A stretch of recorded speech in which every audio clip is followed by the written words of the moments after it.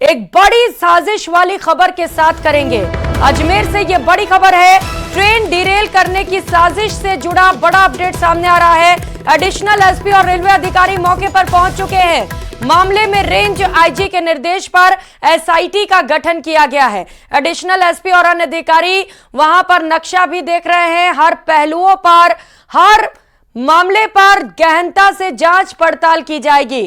साजिशकर्ताओं तक पहुंचने के लिए टीमें गठित कर दी गई हैं। ट्रेन बेपटरी करने की साजिश किसने रची, क्या मकसद था इसके पीछे, इन तमाम सवालों को लेकर तफ्तीश शुरू कर दी गई है। ये तस्वीरें मौके से आपको दिखा रहे हैं। न्यूज़ 18 की टीम भी उस मौके पर पहुंची, उस जगह पर पहुंची हुई है जहां पर इस बड़ी साजिश को रचा गया। कौन है साजिशकर्ता, क्या है उसका मकसद, आखिर ट्रेन डिरेल करने की कोशिश क्यों की गई, इन तमाम बातों को लेकर पड़ताल तेज कर दी गई है। टीमें भी गठित कर दी गई हैं। प्रशासन और पुलिस इस पूरे मामले को गंभीरता से ले रहा है और यही वजह है कि तुरंत इस पूरे मामले की जांच के लिए गठन किया गया है टीमों का। रेलवे की तरफ से रखे जाते हैं, वही ब्लॉक्स यहाँ रखे गए हैं। तो इसमें रेलवे ये देखने पे लग रहा है कि ये थोड़ा हैवी है, तो इसमें 2-3 लोगों का इन्वॉल्वमेंट हो सकता है। एक एसआईटी का गठन कर दिया गया है। एफआईआर इसमें कल ही जो रेलवे अथॉरिटीज़ ने जो बताई थी उसके आधार पे एफआईआर दर्ज कर ली गई रेलेवेंट सेक्शंस में, और जो भी इसमें कार्रवाई है हमने उसमें टेक्निकल एविडेंस लेके और मैनुअल एविडेंस जो लेके जो कार्रवाई की जानी है वो की जा रही है पुलिस के पार्ट पे। एसआईटी का क्या काम रहेगा, क्या आसपास के क्षेत्र को भी देखा जाएगा और इसमें कौन कौन शामिल रहेगा? नहीं, बिल्कुल, इसमें हमने जो लोकल स्टाफ है और जो लोकल सीईओ हैं उनको भी रखा है। जो हमारी जो साइबर सेल की टीम है उसको भी हमने रखा है, आसूचना अधिकारियों को भी इसमें हमने रखा है।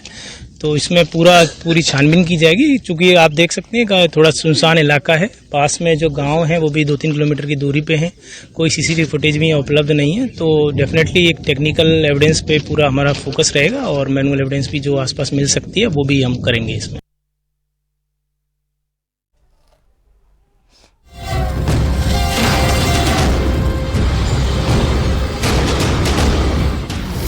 किसने रची ट्रेन डिरेल करने की साजिश, आखिर कौन है साजिश का मास्टरमाइंड, क्या लाइफलाइन पर नापाक नजर है? अजमेर के लामाना गांव स्थित डीएफसीसी कॉरिडोर पर सीमेंट का ब्लॉक रखकर ट्रेन को बेपटरी करने का यहां पर प्रयास किया गया। गनीमत रही कि ट्रेन स्पीड से थी और सीमेंट को ब्लॉक को उड़ाते हुए वह आगे निकल गई। इस सीमेंट के ब्लॉक को तोड़ते हुए आगे निकली। ये वही जगह है जहां पर इस वारदात को अंजाम देने का प्रयास किया गया। 1013/23 नंबर पिलर के पास इस घटना को यहां पर जो है ब्लॉक रखे गए और उसका चूरा जो है इसी पटरियों के आसपास देखा जा सकता है। ये जो छोटे छोटे टुकड़े हैं वो यहाँ रखे ब्लॉक को उठाकर जब पटरी पे रखा गया उसके बाद के हैं। किस मंशा से इस ब्लॉक को यहाँ पर रखा गया ये कह पाना अब मुश्किल है। ट्रेन को लूटने की नीयत से जो है इस वारदात को अंजाम दिया गया या फिर इसको जो है नुकसान पहुंचाने की नीयत से इसको जो है अंजाम दिया गया, ये सभी जो है जांच के दायरे में लिए जा रहे हैं।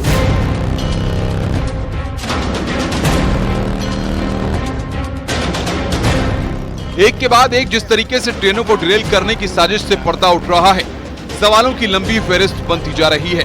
पहले उत्तर प्रदेश के कानपुर में कालिंदी एक्सप्रेस को सिलेंडर से डिरेल करने की कोशिश हुई और अब अजमेर में रेलवे ट्रैक पर 2 जगह 70 किलो के सीमेंट ब्लॉक रखकर मालगाड़ी को पलटाने की कोशिश की गई, लेकिन गनीमत रही कि दोनों ही जगह कोई बड़ा हादसा नहीं हुआ।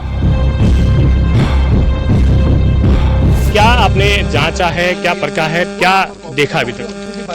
देखा है, मामला तो सीरियस है। अब हम इसको पुलिस के साथ मिलकर कोशिश करेंगे जल्दी वर्कआउट करने की। क्या लगता है सर मकसद?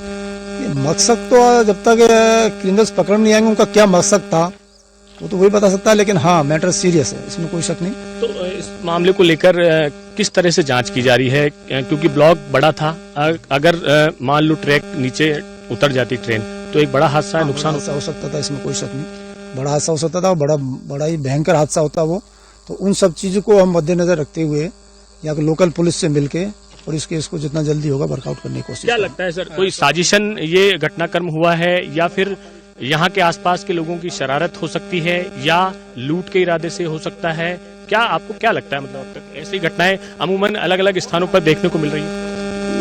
अभी कुछ इस तरह का ट्रेंड चल रहा है, कई स्थानों पर ऐसी घटनाएं हुई हैं अब इसके लिए तो जब तक एक्चुअल क्रिमिनल पकड़ में नहीं आएगा, उसका क्या इंटेंशन था, क्यों उसने रखा, तो उससे पहले कुछ कहा नहीं जा सकता। अजमेर में सनातना पागल गांव पर ये वही रेलवे ट्रैक है जहां मालगाड़ी को डिरेल करने के लिए 70 किलो वजन के सीमेंट के ब्लॉक रखे गए, लेकिन पुलेरा अहमदाबाद रेल मार्ग पर मालगाड़ी दोनों ब्लॉक को तोड़ते हुए आगे निकल गई। इस दौरान काफी दूर तक सीमेंट के टुकड़े मिले, जिसकी शिकायत रेलवे कर्मचारियों ने मांगलियावास थाने में दर्ज कराई है। जो लामाना गांव मांगलियावास का सरहद का गांव है, उसकी जो डीएफसीसी रेलवे लाइन है उसकी ऊपर किन्हीं अज्ञात शरारती तत्वों ने पटरी पर 2 सीमेंट के जो है कंक्रीट ब्लॉक्स रखकर ट्रेन को जो है क्षतिग्रस्त करने, डीरेल करने के उद्देश्य से जो है उन्होंने 2 ब्लॉक्स रखे थे, जिनको जनानी हुई ट्रेन तोड़ती हुई उन ब्लॉक्स को निकल गई, जिस पर सूचना उन्होंने हमें दी है। बाद में इस पर मुकदमा दर्ज कर लिया गया है 173/24, 150, 152 रेलवे एक्ट और 3 PDP एक्ट में। एसएचओज उच्च अधिकारी मौके पे हैं, बाकी टीमें गठित कर दी गई हैं इन शरारती तत्वों का पता करने के लिए। अजमेर डिरेल की साजिश की जांच शुरू हो गई है। अधिकारियों ने मौके पर पहुंचकर हालात का जायजा लिया, लेकिन अब बड़ा सवाल ये उठता है कि क्या आतंक के निशाने पर है भारतीय रेलवे? लाइफलाइन पर किसकी नजर है? संदिग्धों से सवाल, कहां जुड़े हैं तार? ट्रेन डिरेल महज हादसा या कोई बड़ी साजिश? लेकिन राजस्थान में ट्रेन को डिरेल करने की ये कोई पहली साजिश नहीं है। तारीखों पर गौर करें तो 17 दिन में तीसरी बार ट्रेन पलटाने की साजिश। 28 अगस्त को 12 में छबड़ा में मालगाड़ी के ट्रैक पर बाइक का स्क्रैप फेंका गया। 23 अगस्त को पाली में अहमदाबाद जोधपुर वंदे भारत ट्रेन पर ट्रैक पर रखे सीमेंट ब्लॉक से टकराई थी। 8 सितंबर अजमेर के सरातना और बागड़ गांव के बीच रेलवे ट्रैक पर सीमेंट के ब्लॉक रखे गए। मालगाड़ी डिरेल होते होते बची। कानपुर में ट्रेन डिरेल की साजिश में आतंकी एंगल से जांच एजेंसियां फिलहाल इंकार नहीं कर रही हैं। वहीं अजमेर में भी अज्ञात पर एफआईआर के साथ जांच अधिकारियों ने तफ्तीश शुरू कर दी है। लेकिन जिस तरीके से ट्रेनों को डिरेल करने की घटनाएं बढ़ रही हैं, तो कहीं न कहीं बड़ी साजिश की तरफ इशारा कर रही हैं। इसके पीछे मकसद क्या था, इसे लेकर जो है अब स्थानीय पुलिस, थाना पुलिस के साथ साथ जो लोग हैं वो जो जुट गए हैं और अलग अलग स्थानों पर टीमें भेजी गई है, गांव में भेजी गई है। मोबाइल लोकेशन किसकी क्या आ रही थी उसको लेकर भी जानकारी यहां पर जुटाई जा रही है और जल्द से जल्द इस मामले का खुलासा हो, इसे लेकर भी यहां पर जो है कार्रवाई स्थानीय पुलिस की ओर से की जा रही है और इस मामले में सुरक्षा एजेंसियों को भी शामिल करने की बात सामने आ रही है। कैमरा पर्सन कुलचंद सेन के साथ अशोक सिंह, न्यूज़ 18 अजमेर। तो वहीं उत्तर प्रदेश के बहराइच में वन विभाग की टीम ने आज एक और भेड़िए को पकड़ लिया है। अब तक कुल 5 भेड़िए पकड़े जा चुके हैं और एक भेड़िए की तलाश अभी भी जारी है। आज बहराइच के हरबख्शिंगपुरवा गांव के जंगल से वन विभाग की टीम ने भेड़िए को पकड़ा है। तो भेड़िए लगातार पकड़े जा रहे हैं। आदमखोर भेड़िए, साइलेंट किलर, जिनका खौफ लगातार बरकरार है, क्योंकि अभी एक भेड़िया और भी पकड़ा जाना है। आदमखोर को पकड़ा गया है 28 अगस्त को चौथा और 5वां भेड़िया 10 सितंबर 2024 को पकड़ में आया है। बताया जा रहा है कि गांव वालों ने इस भेड़िए को पकड़ा, लाठी और डंडों से इसे पीटा गया और उसके बाद ये वन विभाग के पिंजड़े में कैद हो गया।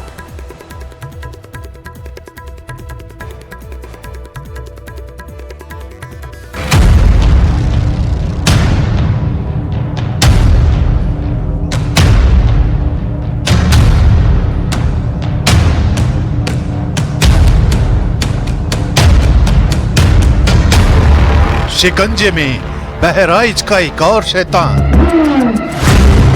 1 लाख से ज्यादा लोग इस भेड़िए की वजह से दहशत में थे और आखिरकार ये भेड़िया पकड़ लिया गया है।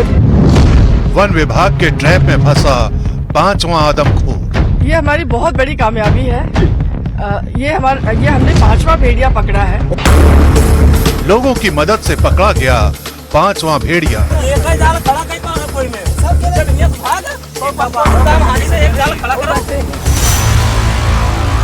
12 दिन बाद शिकंजे में आया नरभक्ष।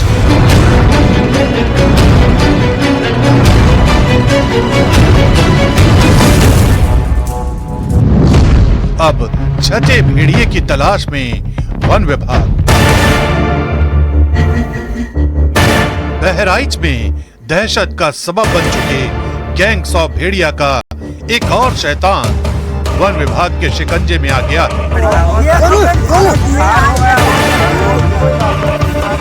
वन विभाग की तरफ से दावा किया जा रहा है कि उस गैंग का 5वां सदस्य है जिसने एक एक करके बहराइच के 10 लोगों को मौत की नींद सुलाया है। अब ये 5वां आदमखोर वन विभाग और गांव वालों की मदद से पिंजरे में कैद हो चुका है। पकड़ा था तो कुछ तो शंका मिटी और वही पकड़ जाए, बस सारी शंका दूर हुई जाए। मतलब जो खतरा था धीरे धीरे टल रहा है। हाँ, टल रहा है, नहीं बहुत खतरा रहा है। खुश हैं आप लोग? हाँ, बहुत खुश हैं। दावा किया जा रहा है कि अभी भी आदमखोर दस्ते का एक और शिकारी बाकी है जिसे पकड़ने के लिए वन विभाग की टीम लगातार लगी हुई है। 5वां भेड़िया पकड़ा गया है। हमने 6 पकड़ने की बात कही गई थी, उसमें से 5 पकड़ लिए हैं। एक अभी भी फरार है, भगा हुआ है।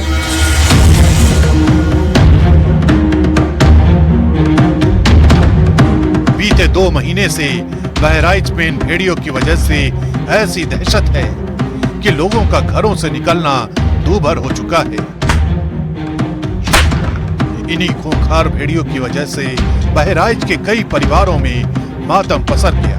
पूरे सिस्टम के लिए चुनौती बन चुके इन्हीं आदमखोरों को शिकंजे में कसने के लिए वन विभाग और गांव वालों ने जगह जगह ट्रैप लगा रखे हैं। लेकिन शातिर भेड़िए बार बार चकमा देकर शिकार को अंजाम देते रहे। लेकिन 28 अगस्त के बाद अब वन विभाग के पिंजरे में एक और नरभक्षी को पकड़ा जा चुका है। लेकिन ये भेड़िए असल में कितने शातिर हो चुके हैं, इसे वन विभाग के अधिकारी के इस बयान से समझा जा सकता है। ये हमारी बहुत बड़ी कामयाबी है जी। ये हमने 5वां भेड़िया पकड़ा है। 4 भेड़िया हम पहले भी पकड़ चुके हैं जी। ये 5वां भेड़िया है जो हमने पकड़ा है। हाँ। और कल हम लोगों ने इसके पग मार्क्स ट्रेस किए जो अजीत है हमारे डीएफओ हाँ। यहाँ के बहराइच के अजीत और उनकी टीम, इनके द्वारा इस कार्रवाई को किया गया है। यही वजह है कि अब वन विभाग की टीम जल्द से जल्द उस छठे दरिंदे को पकड़ना चाहती है जो अभी भी जंगलों में छिपा हुआ है।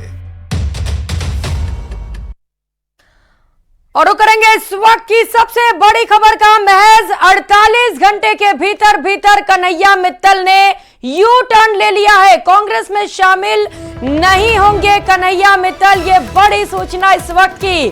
कांग्रेस में जाने की बात कहने पर उन्होंने माफी भी मांग ली है। उन्होंने कहा कि मैं नहीं चाहता किसी सनातनी का भरोसा टूटे। तो पहले उन्होंने कहा था कि विचार कर रहा हूं कांग्रेस ज्वाइन करने के लिए, और यह भी कहा था कि सनातनी हूं और सनातनियों के साथ रहूंगा हमेशा।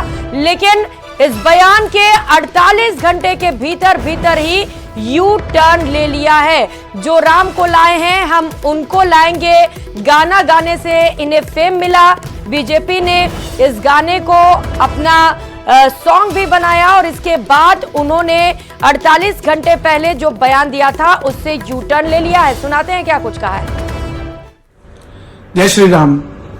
पिछले 2 दिनों से मुझे ये एहसास हुआ कि मेरे सभी सनातनी भाई बहन और खासकर भाजपा का शीर्ष नेतृत्व मुझे इतना प्यार करता है और इतनी चिंता करता है। 2 दिनों से मैं देख रहा हूं कि आप सब परेशान हैं। मैं उसके लिए क्षमा चाहता हूं और जो मेरे मन की बात मैंने कही थी कि मैं कांग्रेस ज्वाइन करने वाला हूं उसे वापस लेता हूं, क्योंकि मैं नहीं चाहता कि किसी भी सनातनी का भरोसा टूटे। आज मैं टूटूंगा तो पता नहीं कितने और टूटेंगे। तो हम सब मिलकर राम के थे, राम के हैं, राम के रहें। और पुनः आप सबसे क्षमा प्रार्थी हूं जिसके कारण आप डिस्टर्ब हुए। और कोई अपना ही होता है, जब कोई अपना गलती करता है तो कोई अपने ही हैं जो तंग होते हैं, परेशान होते हैं। तो मुझे लगा कि मेरे मन की बात गलत है और इसको मैं वापस लूं और आप सबका धन्यवाद करूं, सपोर्टर्स का, प्यार करने वालों का। आप ऐसे ही जुड़े रहें, हम सब जुड़े रहें और देश की सेवा करते रहें। एक बार पुनः भाजपा के शीर्ष नेतृत्व का मैं धन्यवाद करता हूं। नमस्कार। यानी कि अब कन्हैया मित्तल कांग्रेस ज्वाइन नहीं करेंगे। और चलिए बड़ी खबर का रुख कर लेते हैं। दौसा से यह बड़ी खबर है। नेशनल हाईवे 21 पर कैंपर गाड़ी में आग लगने की सूचना है। मानपुर थाना क्षेत्र में गाड़ी में आग लग गई। मौके पर दमकल और पुलिस की गाड़ियां पहुंची हैं। हाईवे पर धू धू कर कैंपर गाड़ी जलती हुई नजर आई। ये तस्वीरें आपके टीवी स्क्रीन पर। हालांकि ये आग लगी कैसे, ये जांच का विषय है, लेकिन सबसे पहले आग पर काबू पाने की कोशिश की जा रही है। मौके पर दमकल की गाड़ियां पहुंच चुकी हैं। पुलिस भी इस वक्त मौके पर तैनात है। आसपास लोगों की भारी भीड़ भी इकट्ठा हो गई है इस तस्वीर को देखने के लिए, जहां पर एक कैंपर गाड़ी में आग लग गई है। नेशनल हाईवे 21 का ये पूरा मामला है, जहां पर कैंपर गाड़ी में आग लग गई। हालांकि कोशिश सबसे पहले यही है कि आग पर काबू पा लिया जाए, और राहत की बात यह है कि कोई जनहानि की सूचना नहीं मिली है।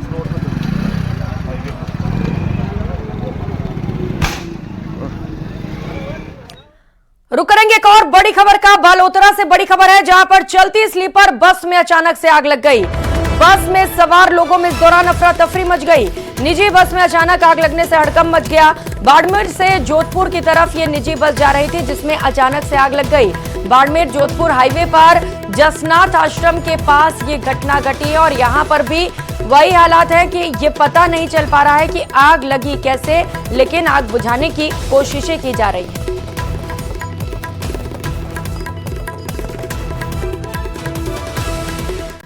उधर में